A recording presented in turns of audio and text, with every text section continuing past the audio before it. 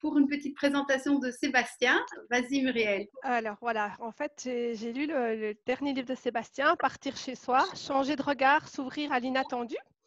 Et donc voilà, je vais vous lire le petit résumé que j'en ai fait pour les lecteurs de ma bibliothèque. Donc Sébastien Defos, quadragénaire bruxellois, qui après avoir entrepris plusieurs pèlerinages, Compostelle en 1998, Rome en 2000 et Jérusalem en 2005, décide d'explorer son environnement proche. Il prend son sac à dos, 50 € en poche, son portable pour faire des photos, une petite caméra pour réaliser un documentaire et commence l'aventure au coin de la rue, sans destination, avec pour objectif de partir 30 jours sans rentrer chez lui. En allant à la rencontre des habitants, il logera chez des inconnus rencontrés par hasard et sans rester plus d'une nuit chez chacun. Il découvre une autre façon de vivre la ville, des quartiers connus qui se révèlent à lui et d'autres où il découvre des univers urbains durs et interpellants, ou champêtres à travers marais et champs. Bruxelles dans toute sa diversité et ses richesses et ses pauvretés. Ce livre nous apporte un changement de regard sur la vie dans laquelle nous vivons, à lire d'urgence et à découvrir après le déconfinement. Alors, Voilà. j'en profite pour vous inviter à le commander chez l'éditeur de Sébastien. J'ai mis le lien sur Radio Camino et je le repartagerai. Il est hyper réactif, cet éditeur. Le livre est arrivé en 3 jours. À toi, Sébastien. Oui. Oui, ben voilà, je passe la parole à Sébastien. Non, merci Muriel, tu es. Alors là, en plus, c'est totalement improvisé. Muriel, Oui, chapeau. heureusement, j'avais mon petit résumé sous la main. Super, merci beaucoup. Ça y est, je peux commencer, À Muriel? toi. Alors déjà, bon, ben voilà, c'est super de pouvoir vivre ce partage. C'est vrai que c'est la première fois que je fais un partage dans mon bureau, d'accueillir tellement de monde dans cet espace. Et puis alors aussi, ce qu'il faut savoir, c'est que, enfin, ce qu'il faut savoir, ce que vous savez sans doute, quand on est pèlerin, quand on met ce pied devant l'autre, ben on s'avance vers l'inconnu, et puis de l'inconnu, on en fait son plus fidèle allié. Et puis ce qu'on reçoit aussi en cours de route, quelque part, ben, ça ne nous appartient pas, mais il nous appartient de le partager. Et je pense que c'est ça la force du pèlerinage. On dit aussi que le vrai pèlerinage, il commence une fois qu'on est arrivé à destination. Eh bien, je pense que la suite de ce pèlerinage qui prend toute sa valeur, ben, il prend sa valeur justement en partageant tout ce qu'on peut recevoir quand on est dans cette disposition d'ouverture et de lâcher prise. Et ben voilà, je pense qu'aussi ce sont les dispositions qu'on ne peut qu'adopter si on veut faire face un peu à ces crises, à cet inconnu, à cette période quand même qui est assez anxiogène, qui est donc la nôtre, mais qui est aussi une période donc de transformation, de changement. Alors, moi, je viens de loin, enfin, je viens de loin physiquement, je suis originaire de Gand, mais j'ai quand même fait un très long chemin pour en arriver à cette expérience urbaine, de partir chez soi. Effectivement, donc, comme je l'ai brièvement évoqué, en 1998, donc, je suis parti pour Saint-Jacques-de-Compostelle. Et ça a été vraiment le début d'une grande aventure. Et puis Saint-Jacques, c'est vrai que c'est un petit peu mon premier amour, quoi. Parce que je ne pensais pas vraiment aller à pied à Saint-Jacques-de-Compostelle. C'est un prof de philo qui m'a vivement conseillé de partir pour Compostelle après lui avoir partagé l'idée de parcourir 22 000 kilomètres à vélo. Je lui avais fait part que j'avais envie de rejoindre Ushuaia à Anchorage en Alaska à vélo. Et il m'a dit, mais pourquoi est-ce que tu ne t'essayerais pas sur une distance plus courte pour vraiment voir comment est-ce que tu vis la distance, l'espace et la lenteur du temps, quoi. Ou le temps qui passe autrement quand on est marcheur au long cours. Et puis au début, ben, j'étais un petit peu réticent, et de fil en aiguille, je me suis laissé porter par cette vague. Voilà, j'aimerais bien avoir votre avis là-dessus aussi, mais moi, en tout cas, je ne suis pas parti du jour au lendemain. Enfin, cette idée de partir en pèlerinage n'est pas venue comme ça du jour au lendemain. C'était d'abord des petites vaguelettes qui frappe à la porte de l'âme, et puis petite vaguelette qui devient de plus en plus consistante, plus forte, et puis à un moment donné, il y a une lame de fond à laquelle on ne peut plus résister, qui vous emporte dans cette aventure. Et puis, c'est vrai que voilà, cette aventure, elle a commencé en 98, le 19 septembre. C'était le jour de mariage, l'anniversaire de mariage de mes parents. Et donc, en 98, je suis parti à pied pour pour Saint-Jacques-de-Compostelle, qui était vraiment un test pour voir si oui ou non je pouvais faire face à la distance et au temps pour initier ce périple à vélo. Donc. Et chemin faisant, ça a été une conversion fulgurante, une conversion à l'instant présent, et où j'ai pu effleurer cette conscience de l'instant présent et ce qu'il comporte. Et je ne pense pas que j'aurais pu vivre ça d'une autre façon qu'à pied, qu'en mettant un pas devant l'autre, en allant vers cet inconnu et en m'ouvrant à ce qui passait, enfin à ce qui allait venir à moi. Et d'ailleurs, il y a un ami bouddhiste qui m'a dit aussi un jour, Sébastien, si tu restes avec les deux pieds sur terre, tu n'avances pas d'un pas. Donc, tu dois te mettre en déséquilibre et tu dois avancer en confiance, avec humilité, mettre ce pas devant l'autre et t'ouvrir à ce qui vient. Et c'est ce que j'ai essayé de faire dans cette première expérience vers Compostelle, qui a été donc voilà, quelque chose de fulgurant. Ça a été tellement intense que j'ai abandonné l'idée de faire Ushuaïa en Corage à vélo, et j'ai donc décidé de continuer de marcher, du moins de parcourir ces quelques centimètres là de la tête au cœur. Mais moi, voilà, j'ai besoin du tarmac, j'ai besoin des chemins pour me sentir vivant, quoi. Et, et donc voilà, il y a eu ce premier voyage en direction de l'Ouest. Ça a été ce voyage de conversion, si je peux dire. C'était ce voyage en direction donc du couchant, vers là où le soleil se couche. Et puis en 2000, je suis reparti sur la route entre deux jobs. Je suis parti à pied donc à Rome. Et ça a été un voyage en direction du sud, en direction du zénith, en direction vers là où le soleil se trouve à son point culminant. Et puis, 7 ans après ce premier voyage, eh bien, il y a eu le chemin donc de Jérusalem, qui a été voilà, une expérience inouïe, une chance extraordinaire, un cadeau, parce que voilà, je pense que on n'y arrive pas on n'y arrive pas de ses propres forces. Moi, en tout cas, voilà, c'est marrant, à chaque fois que je repense à ce chemin, voilà, il y a beaucoup d'émotions qui surgissent, et je ne m'attendais pas à avoir une émotion devant un écran en plastique, mais derrière, évidemment, il y a quand même tous ces visages qui sont là et voilà, qui nous rappellent qu'on n'est pas seul aussi dans cette période de confinement. Et donc, voilà, ce voyage vers Jérusalem, un voyage de 5000 bornes, 5500, je ne les ai jamais comptés exactement, mais qui était un voyage au fait de visage. C'est un voyage de 184 jours, mais aussi donc de 184 visages. C'est d'ailleurs pour ça que voilà, je l'ai à côté de moi, que j'ai appelé ce livre, j'ai nommé ce livre À pied à Jérusalem, 184 jours, 184 visages, parce que forcément, c'est grâce à toutes ces personnes rencontrées qui m'ont ouvert leurs portes, la porte du cœur aussi, que j'ai été porté par ces personnes, parce que je pense que si si j'étais seul à effectuer ce voyage, si c'était vraiment un voyage qui était tourné sur ma propre personne, si je voyais cette expérience comme un défi ou comme un exploit sportif, je ne crois pas que je serais arrivé bien loin.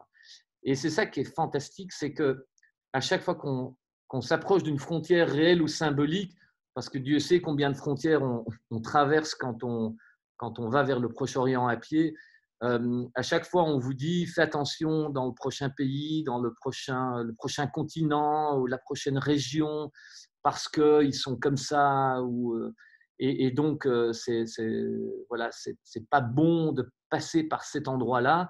Et donc l'autre, c'est toujours l'autre la peur, quoi. Mais ce que j'ai remarqué dans ce périple, dans ces périples, c'est que au fur et à mesure que tu traverses des paysages physiques, eh bien, c'est aussi une invitation à traverser des paysages intérieurs. Et c'est ça qui est intéressant. C'est que le pèlerin, il se trouve aussi à la croisée de l'horizontalité, de la verticalité. Certains y retrouvent la croix, on y retrouve aussi la convergence entre l'espace horizontal, la relation à l'autre, la relation à l'homme et puis cette relation spirituelle. Mais quoi qu'il en soit, sur ce point de croisement, de ralliement entre l'horizontalité et la verticalité, il y a une rencontre. Et c'est ça que j'ai trouvé très intéressant, c'est que les paysages traversés suscitaient en moi quelque chose de bien particulier.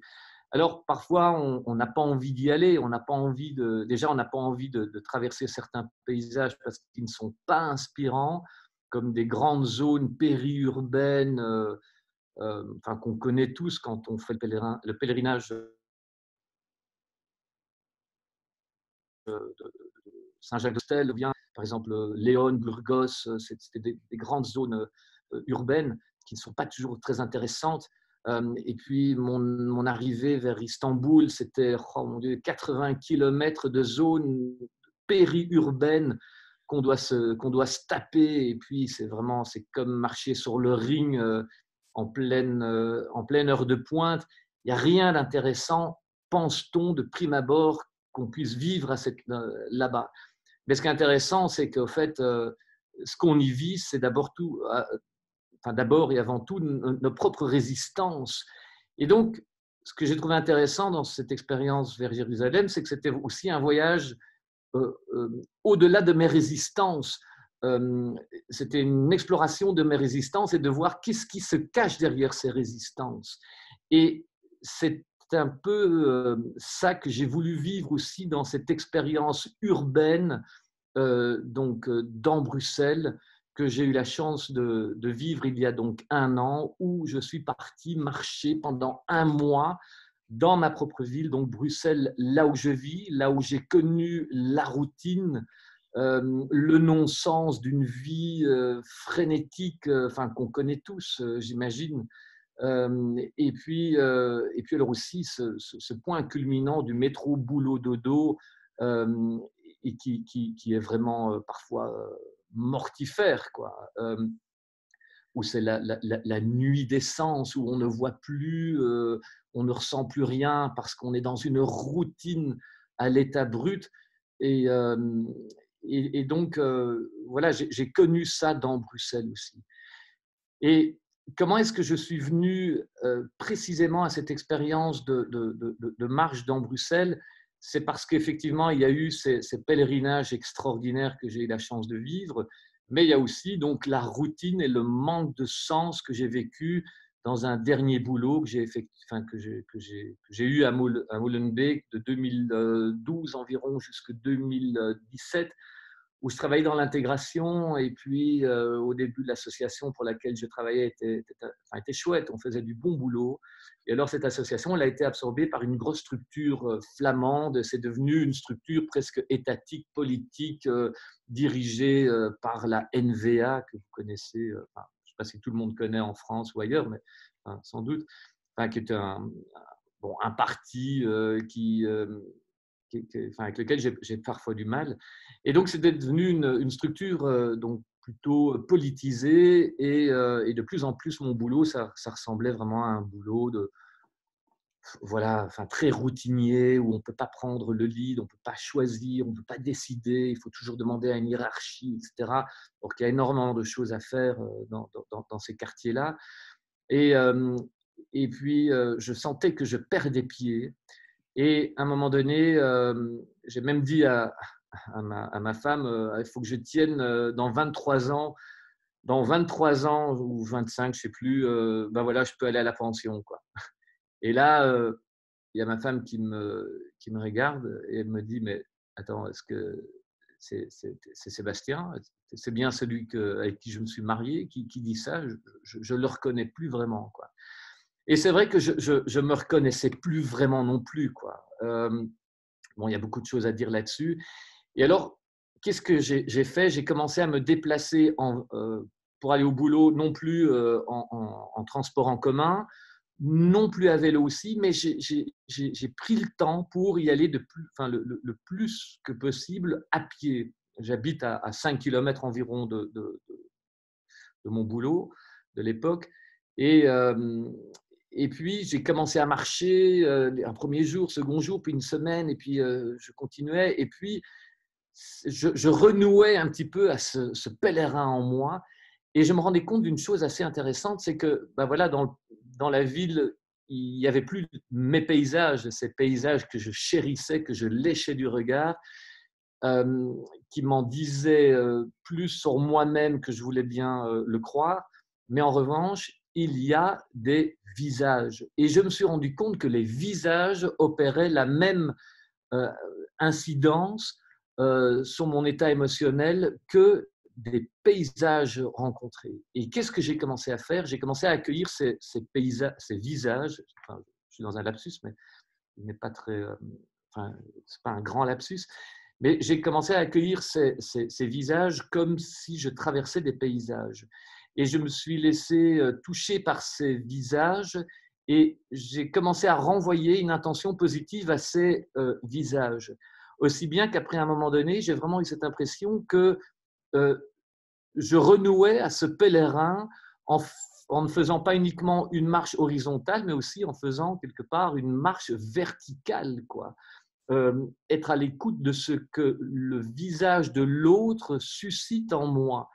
Et là, je me suis dit, mais en fait, c'est intéressant, c'est quand même un peu un pèlerinage que je peux effectuer bêtement de mon domicile jusqu'au boulot, un pèlerinage ici. Ben oui, un pèlerinage ici, mais évidemment un pèlerinage ici. Et bien alors, cette constatation a été de pair avec un miracle. Et vous savez quel miracle c'était? Ça a été le miracle de la maintenant, j'arrive pas à le citer.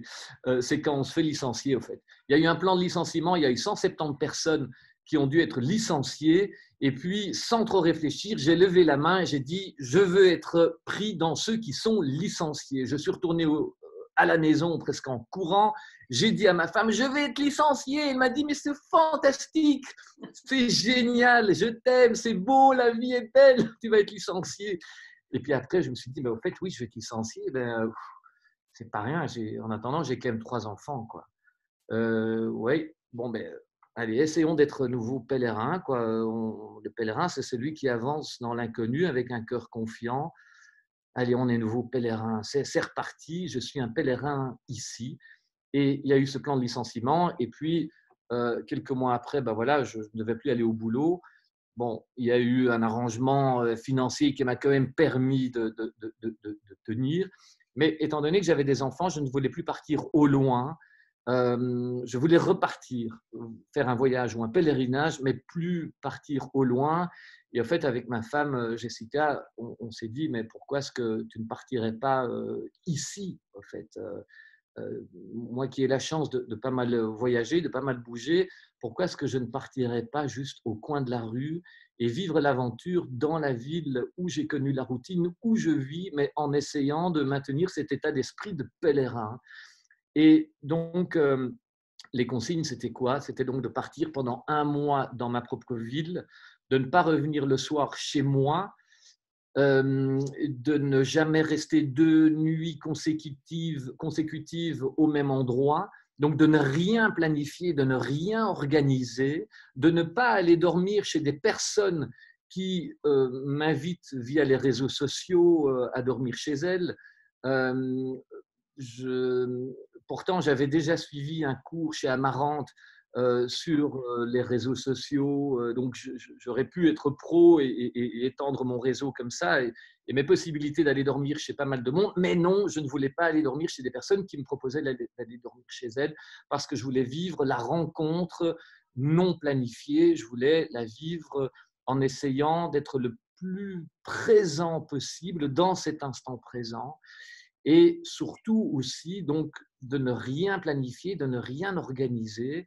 Et surtout, si ou si je ressens une résistance, une réticence par rapport à un lieu, par rapport à un groupe de personnes, par rapport à un quartier de Bruxelles ou autre, eh bien, ce sera pour moi le signe que je dois y aller.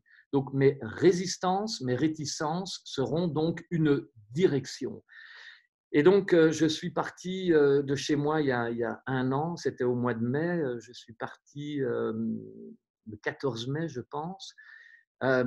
Mais voilà, enfin, c'est un petit peu surréaliste. Hein. Imaginez-vous, vous partez en pellé de chez vous, vous n'avez rien organisé, vous ne savez pas où vous allez dormir, et vous partez donc à moins de 3-4 kilomètres de chez vous, enfin, un rayon de 3, 4 ou 5 peut-être kilomètres, voire plus. Enfin bref, c'était peut-être maximum 7 kilomètres.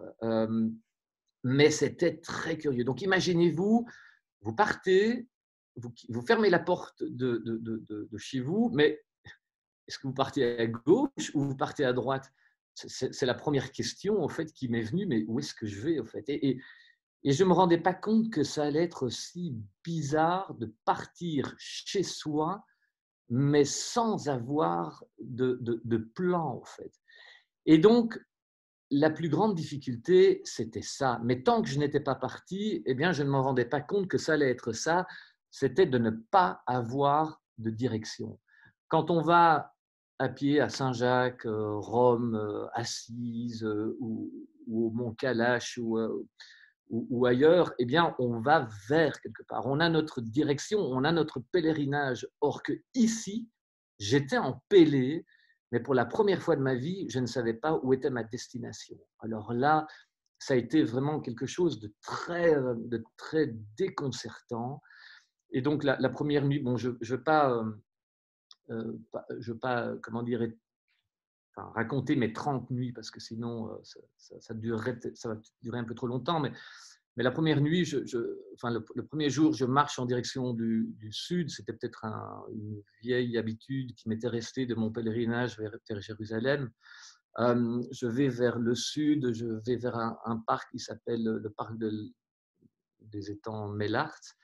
Et puis, il m'a fallu pas mal de temps avant de comprendre, de me rendre compte que j'étais à nouveau un marcheur, que j'étais à nouveau un pèlerin, que j'étais en pélé, je venais de loin. Et quand j'étais sur une petite colline de ce joli parc, j'ai vu au loin une languette verte. C'était la forêt de Soignes. Et puis là, je me suis dit, mais oui, en fait, je vais aller dormir dans la forêt de Soignes. Et je pense qu'inconsciemment, j'avais besoin de cette forêt, de la nature pour pouvoir retourner dans l'urbanité, enfin, ou du moins dans le monde, enfin, dans la ville, mais en y retournant non plus en étant ce simple citadin, mais en étant un pèlerin. Il y a quand même un saut quantique entre les deux états. Bon, j'ai passé une nuit horrible dans cette forêt parce que je suis parti sans tente. Moi, je pars toujours sans tente parce que j'ai toujours cette foi ou peut-être cette naïveté que je vais rencontrer la bonne personne. Et donc, cette première nuit dans cette forêt, c'était une nuit horrible parce qu'il y avait 7 degrés, il pleuvait, j'avais un sac couchage à 7 degrés.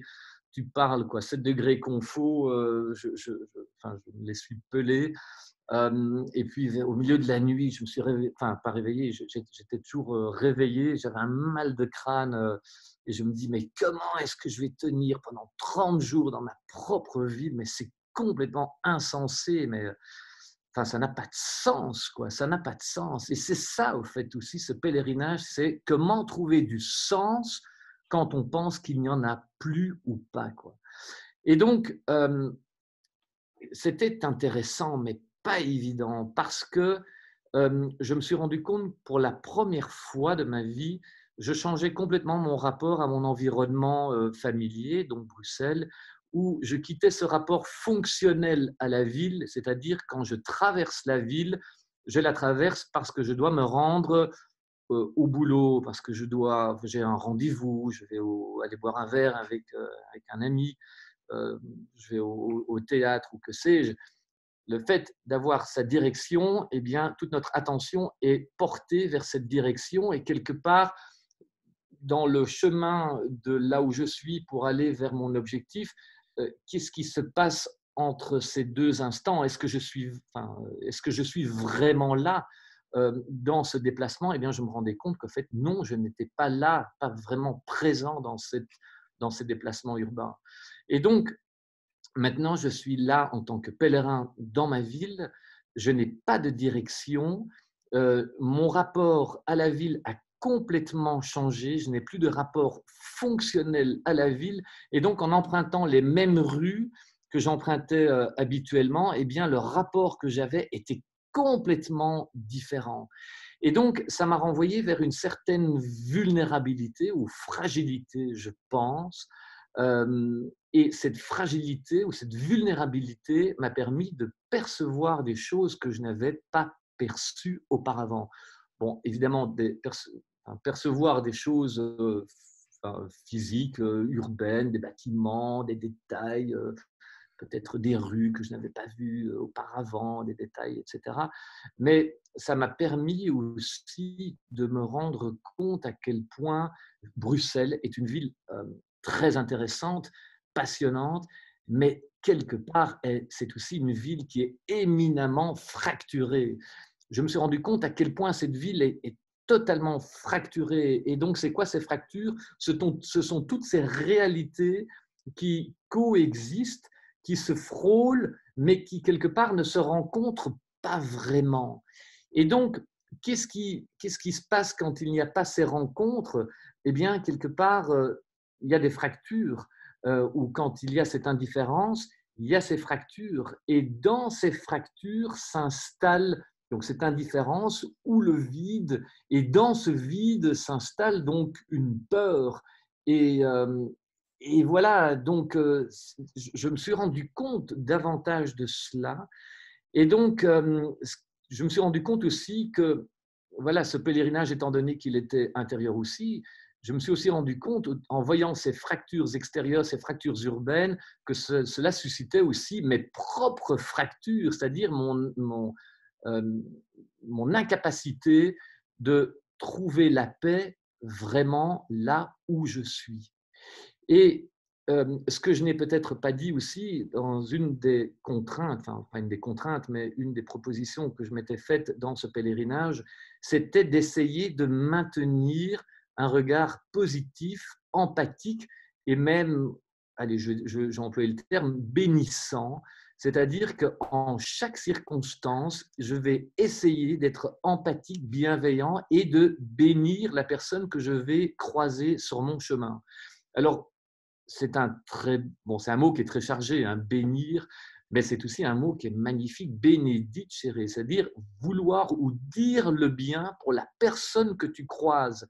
Et la personne que tu croises, eh bien évidemment, tu ne vas pas aller la dévisager, tu ne vas pas aller lui dire tiens, toi, je te bénis. Enfin, bon, je pense qu'on te prendrait vraiment pour un peu un bizarre, mais quelque part, pour moi, ça a été une condition je dirais presque de survie ou de salubrité mentale, d'être bienveillant par rapport à chaque personne que je croise sur mon chemin et qui suscite quelque chose en moi, quelque chose de positif quand c'est une personne plaisante, mais aussi une personne, quelque chose de négatif si c'est une personne qui n'est pas comme moi, qui n'est pas plaisante à regarder, qui est différente, qui est d'une autre culture.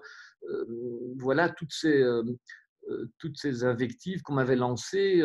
Par exemple aussi, quand je suis parti à pied à Jérusalem, on me disait ne va pas là parce que tu vas rencontrer des personnes qui sont comme ceci ou comme cela. Bref, ce sont toutes ces personnes que j'ai aussi retrouvées, ou ce type de personnes que j'ai retrouvées sur mon chemin à Bruxelles et que j'ai accueillies dans mon pèlerinage parce qu'elles font partie de mon chemin, donc elles font partie de moi. Et si je suis dans ce refus de cet autre, quelque part, je suis dans cette occasion manquée d'amener peut-être un petit peu de lumière à l'intérieur, cette lumière du pèlerinage à l'intérieur de moi-même. Et finalement, je me suis rendu compte à quel point ce pèlerinage urbain est devenu un pèlerinage, ce voyage urbain est devenu un pèlerinage qui m'a mené dans les tréfonds de ma conscience ou de mon inconscience. Et en accueillant toutes ces personnes rencontrées en cours de route et en leur envoyant quelque chose de positif, eh bien, ça m'a permis de marcher quelque part sur ces lignes de fracture qui sont innombrables, qui sont aussi les miennes. Et j'ai vraiment eu l'impression d'être ce pèlerin funambule qui marchait qui marchait parfois au-dessus du vide de ces fractures, et qu'au-dessus de ce vide, il y avait un fil très ténu sur lequel je marchais, parfois je dansais, mais ce n'était pas toujours le cas, et où d'une part, il y avait donc l'errance, et d'autre part, il y a la quête de sens. Et les deux sont presque intimement liés, mais les dynamiques sont complètement différentes. Souvent, je tombais dans cette errance, dans ce sentiment d'errance, où il y avait une césure, une coupure avec mon environnement, et il n'y avait plus cette confiance à l'autre, plus cette confiance dans ma démarche, où je me disais, mais Sébastien, mais qu'est-ce que tu fais? Tu as 45 ans, ta femme et tes enfants sont à 3-4 kilomètres d'ici, tu n'as plus de boulot. Qu'est-ce que tu fais? Tu es dans un endroit paumé de Bruxelles, tu n'as pas de logement, tu es complètement débile, mon gars. Et à d'autres moments, je me dis, ben non, en fait, je ne peux pas rester là-dedans, parce que quand je suis dans cette dynamique d'errant, je ne suis pas dans ce pèlerinage. Et quand je suis un errant, eh bien, quelque part, je regarde le bout de mon nombril et je me replie sur moi-même. Et là, j'hypothèque aussi les chances de rencontrer quelqu'un. Et quelque part, le bienfait, enfin, ou le bien fondé de cette expérience, ou la réussite de cette expérience, dépendait forcément aussi des rencontres que j'allais faire, parce que le but, c'était aussi de dormir chez des personnes que j'allais rencontrer. Et donc, je me rendais que moi, quand j'étais dans ce sentiment d'errance, je n'avais pas envie d'être dans cet état empathique, bienveillant et bénissant. Eh bien, je me rendais compte que c'était justement à ce moment-là, je vais plus accentuer le trait et envers et contre tout, lutter contre cet abattement, en me forçant de quand même voilà, être dans cet état bienveillant, empathique et bénissant. Et étonnamment, le miracle opérait, c'est que petit à petit, je sortais de mon état d'esprit, je reprenais confiance, je revoyais des perspectives alors que je pensais qu'il n'y en avait plus. Et c'est là que des rencontres extraordinaires se font. C'est là où je redevenais pèlerin dans cet endroit complètement perdu de Bruxelles. Alors voilà, c'était avant tout, ce pèlerinage-là était avant tout donc un voyage contre, ou enfin pas contre, mais un voyage traversant mes résistances, un voyage de confiance, un voyage de joie, mais de peine aussi, un voyage parfois burlesque, complètement surréaliste à la belge, où j'ai dormi dans des parcs, j'ai dormi dans des églises, j'ai exploré des endroits que je ne connaissais pas du tout, j'ai découvert des squats dans la rue Royale, dans un endroit où il y a 8 étages et il y a 80 familles qui y vivent. C'était le mouvement autonome de l'extrême gauche qui va aller sur les barricades à Bure, en France, dans la Meuse, là où ils font l'enfouissement. Ils étaient à Notre-Dame-des-Landes. Enfin voilà, c'est vraiment enfin, l'extrême gauche qui ne tolère pas que quelqu'un porte du cuir ou mange de la viande. Alors moi, avec mes petites sandales en cuir, Birkenstock, quand je suis arrivé là-bas, ils m'ont quand même un petit peu dévisagé, mais bon, voilà, ils m'ont quand même accueilli. Et donc, j'ai découvert un monde complètement hallucinant, juste en face de la rédaction, ou pratiquement en face de la rédaction du Soir, à quoi, à 400 mètres du Palais Royal. Il devrait le savoir, enfin, s'il le savait, le roi, qu'il y avait un squat très particulier à 400 mètres de chez lui. J'étais voilà, dans des endroits de fou. J'ai dormi donc souvent dehors, parfois en rue, dans des centres d'accueil pour des personnes en difficulté. Alors, par rapport à ça, même si mes initiales sont SDF, je ne voulais en aucun cas, je voulais comment dire, vivre une expérience de sans-abri, parce que moi, j'ai eu la chance de choisir cette vie d'errance un peu. Et forcément, j'ai souvent rencontré des personnes qui n'ont pas choisi de vivre l'errance, qui sont devenues SDF malgré elles. Et donc, je n'ai pas la prétention de dire qu'est-ce que c'est de vivre en rue.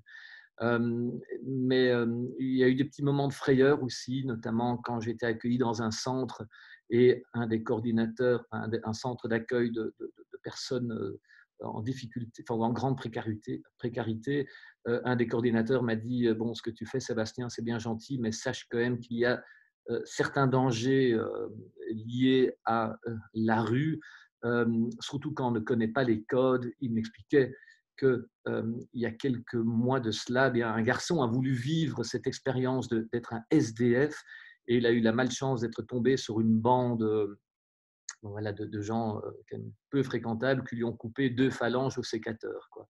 Et donc là, c'est vrai que ça a été un peu un moment de crainte, mais c'était avant tout des rencontres extraordinaires où j'étais accueilli chez des personnes qui peuplaient mon quotidien ou qui peuplent mon quotidien, mais que je ne voyais pas quand j'avais le regard rivé sur mon objectif et que je ne me rendais pas compte de tout ce qui pouvait se passer, tout ce qui pouvait se vivre sur cette petite distance entre Mérode et Étang Noir à Molenbeek.